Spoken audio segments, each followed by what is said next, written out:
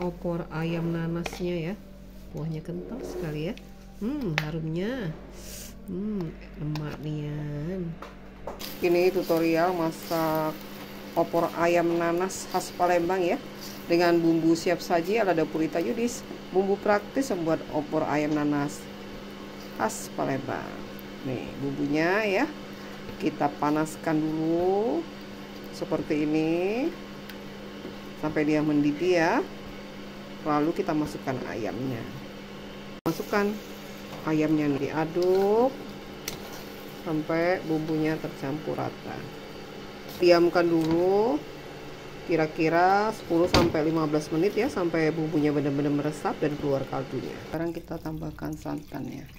Dimasak dengan api kecil ya, sampai kuahnya kental dan opor ayam nanasnya matang. Seperti ini hasilnya ya.